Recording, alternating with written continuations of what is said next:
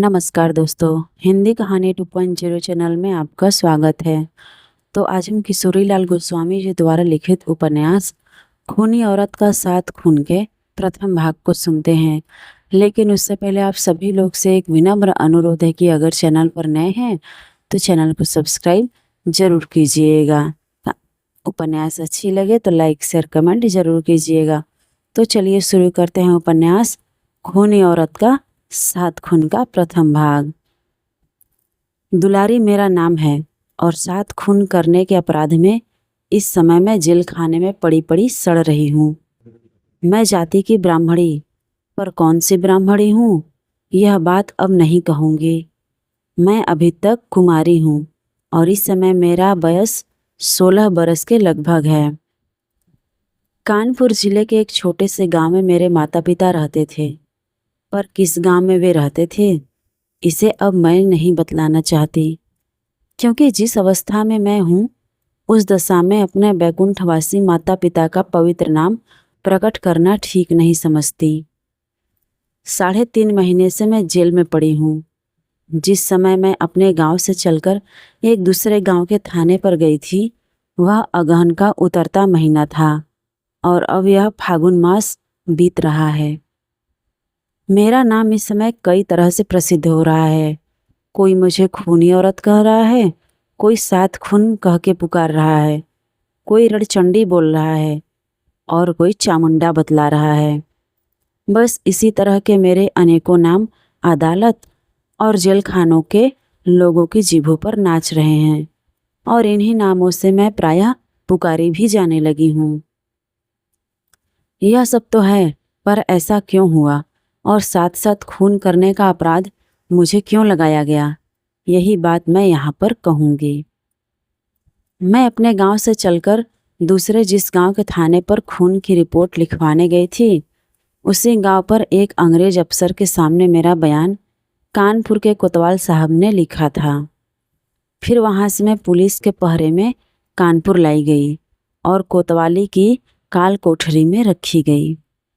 फिर कई दिनों के बाद जब मजिस्ट्रेट साहब के सामने मेरा बयान हो गया तब मैं जेल खाने भेज दी गई और कुछ दिनों पीछे दौरे सुपुर्द की गई। कई पेशियां दौरे में भी हुई और महीनों तक मुकदमा चलता रहा। अंत में मुझे फांसी की आज्ञा सुनाई गई और मैं जेल खाने की काल कोठरी में पड़ी पड़ी सड़ने लगी। पर यह बात मुझे स्मरण न रही कि किस दिन मुझे फांसी पर लटकना होगा। उस दंडाज्ञा के होने के 10-15 दिन पीछे मैंने एक दिन जेलर साहब से यूँ पूछा कि मुझे किस दिन फांसी होगी। इस पर हंसकर उन्होंने यह जवाब दिया कि अभी उसमें देर है, फांसी की तारीख 1 मई है, पर तुम्हारे किसी मददगार बैरिस्टर ने जज साहब के फैसले के विरुद्ध हाई कोर्ट में अपील दायर की है, इसलिए अब जब तक हाई कोर्ट का आखिर फैसला न हो लेगा तब तक फांसी नहीं दी जाएगी। जेलर साहब की यह बात सुनकर मैं बहुत ही चकित हुई और उनसे यूँ कहने लगी, क्यों साहब, मैंने तो अब तक किसी भी वकील बैरिस्टर को अपने मुकदमे की पैरवी के लिए खड़ा नहीं किया था और अदालत के कहने पर भी वैसा कोई प्रबंध नहीं किया था। वैसी अवस्था में फिर मेरी ओर से किस बैरिस्टर ने हाई कोर्ट में अपील दायर की है। यह सुनकर जेलर साहब ने कहा, जिस बैरिस्टर ने तुम्हारी तरफ से अपील दायर की है वह आज दोपहर को तुमसे खुद आकर मिलेगा।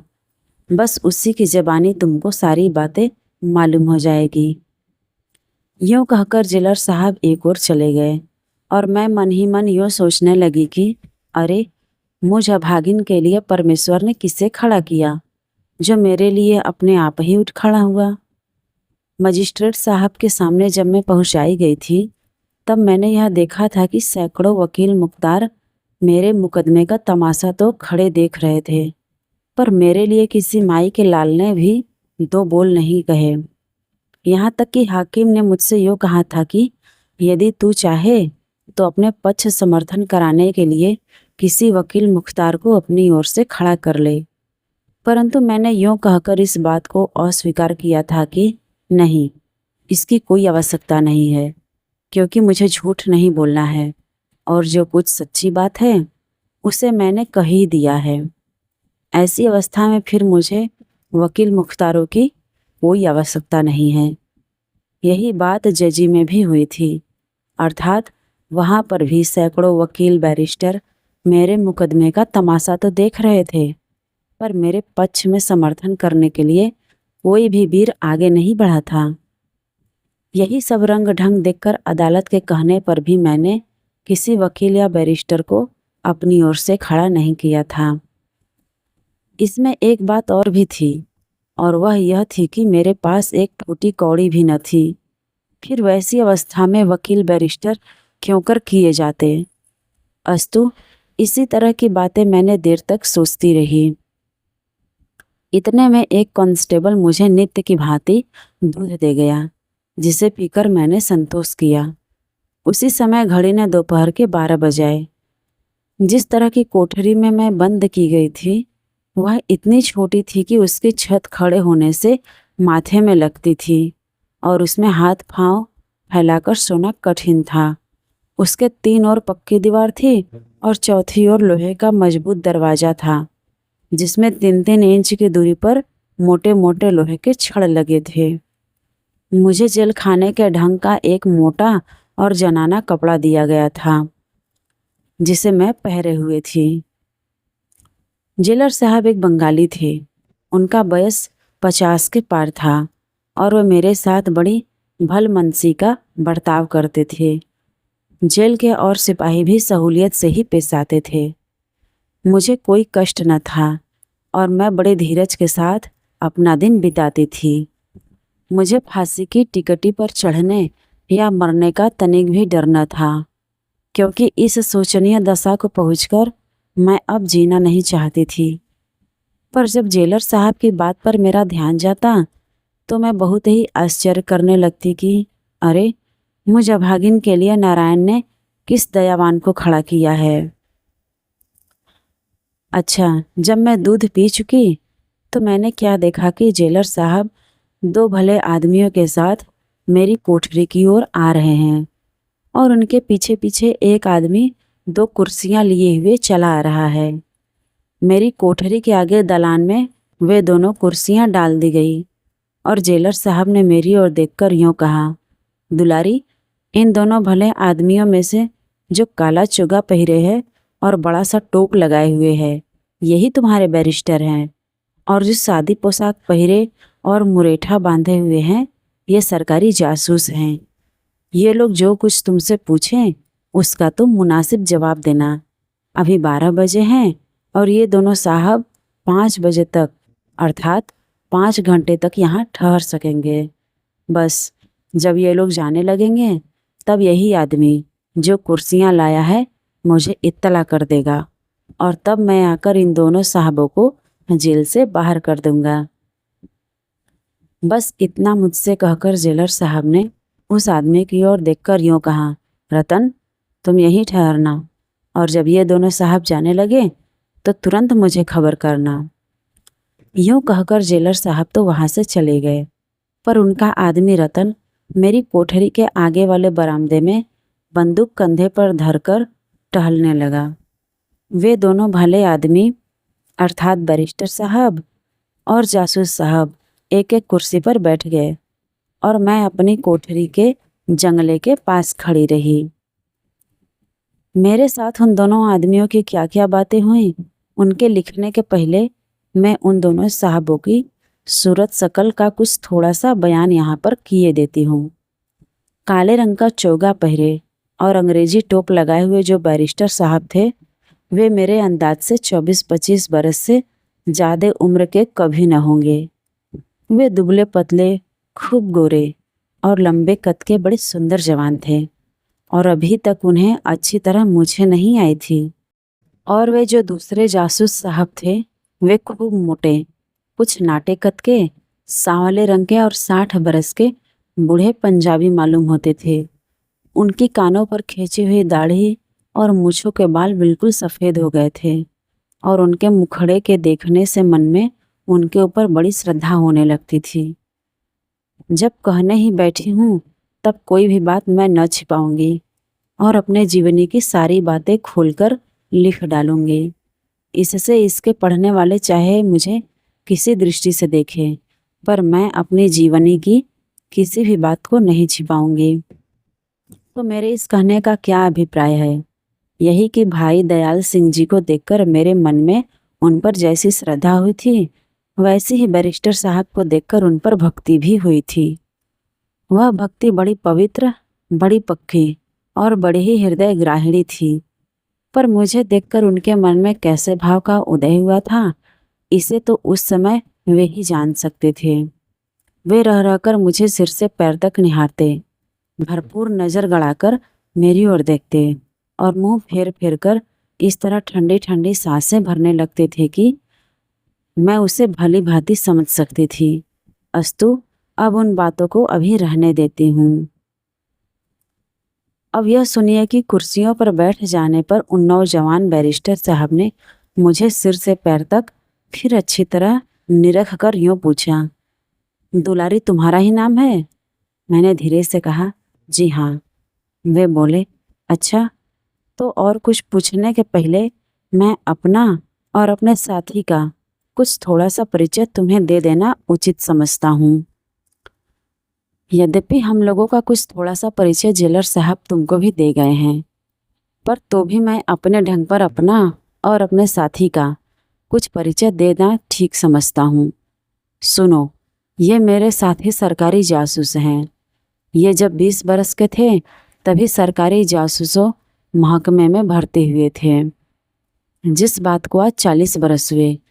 अर्थात मेरे साथी की उम्र इस समय 60 बरस की है और ये 32 बरस तक सरकारी नौकरी करके बड़ी नेक नामी के साथ पेंशन लेकर अब अपने घर रहते हैं। इनका नाम भाई दयाल सिंह जी है। ये पंजाबी सिख हैं और इन्हें सरकार ने राय बहादुर की पदवी से भी सम्मानित किया है। इनके 4 लड़के हैं और वे चारों युक्त प्रदेश के भिन्न भिन्न जिलों में डिप्टी कलेक्टरी के पद पर सुशोभित हैं।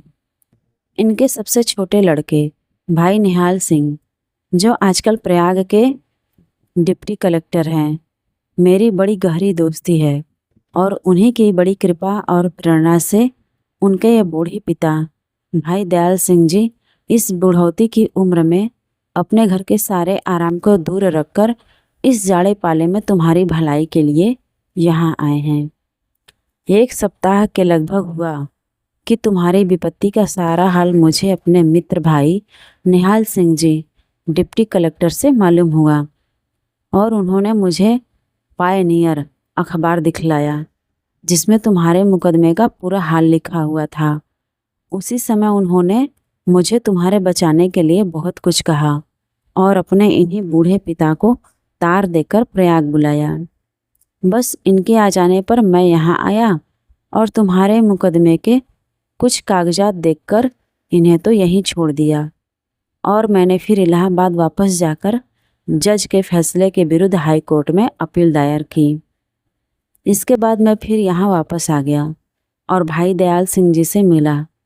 तब तक इन्होंने भी अपनी मुनासिब कार्रवाई कर डाली, अर्थात तुम्हारे मुकदमे के कुछ कागजात भली भांति देख डाले और जासूसी महकमे के बड़े अफसर से मिलकर उससे इस बात की इजाज़त ले ली कि इस मुकदमे की जांच में फिर से शुरू करूं और जब तक मेरी जांच का आखिर न हो ले तब तक मुजरिम को आराम से रखा जाए।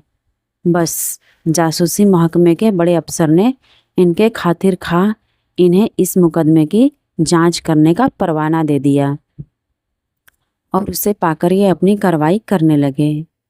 इतने ही में मैं यहाँ आ गया और इनसे मिला। फिर मजिस्ट्रेट से इजाज़त लेकर आज हम दोनों तुम्हारे पास आए हैं और इसलिए आए हैं कि तुम उन 7 खूनों के बारे में ठीक ठीक हाल हम लोगों के आगे बयान कर जाओ। बस जब तुम्हारा बयान हम लोग सुन लेंगे तब तुम्हारे मुकदमे में भरपूर कोशिश कर सकेंगे। मैं तो बैरिस्टर साहब की इतनी लंबी चौड़ी वक्तृता सुनकर सन्नाटे में आ गई। मैं मन ही मन यही सब बातें सोच कर चकित हो रही थी कि मुझे चुपके देखकर उन बूढ़े जासूस महाशय ने मुझसे यूँ कहा, दुलारी सुनो बेटी, ये बैरिस्टर साहब यद्यपि मेरे सबसे छोटे लड़के के दोस्त और उसी के हम उम्र भी हैं, परंतु इनकी विद्या बुद्धि और वाग्मिता बहुत ही बढ़ी चढ़ी है। यद्यपि अभी 2 ही बरस हुए कि ये विलायत से बैरिस्टरी पास करके यहाँ आकर इलाहाबाद हाई कोर्ट में अपना काम करने लगे हैं, पर इतने ही थोड़े दिनों में इन्होंने वे काम किए हैं जिनके कारण हाई कोर्ट के बड़े बड़े नामी वकील बैरिस्टरों में इनकी धाक सी बंध गई है। हाई कोर्ट के जज लोग भी इनका लोहा मान गए हैं और अब तक जिन जिन मुकदमों को इन्होंने हाथ में लिया उनमें ये पूरे पूरे कामयाब हो चुके हैं। मेरे लड़के के बहुत आग्रह करने से और साथ ही साथ यह भी जानकर कि तुम इन्हीं की जाति की लड़की हो, ये इस बात पर तुल गए हैं कि तुम्हें अपने भरसक जरूर ही फांसी से बचाएंगे। आगे जगदीश्वर ने जो कुछ तुम्हारे भाग्य में लिखा होगा वही होगा। अस्तु, अब तुमसे यही कहना है कि एक बार तुम अपनी सारी कहानी हम लोगों के आगे कह जाओ, बस उसके सुन लेने पर हम लोग अपनी राय कायम करेंगे और यदि तुम्हारे बचने की कुछ भी आशा की जाएगी तो जी जान से परिश्रम करके तुम्हें बेदाग बचा लेने की कोशिश करेंगे। तो आज का ये किशोरीलाल गोस्वामी जी द्वारा लिखित उपन्यास खूनी औरत का 7 खून का प्रथम भाग आपको कैसा लगा कमेंट करके ज़रूर बताइएगा। और अगर चैनल पर नए हैं तो चैनल को सब्सक्राइब ज़रूर कीजिएगा और अपने दोस्तों को भी शेयर कीजिएगा।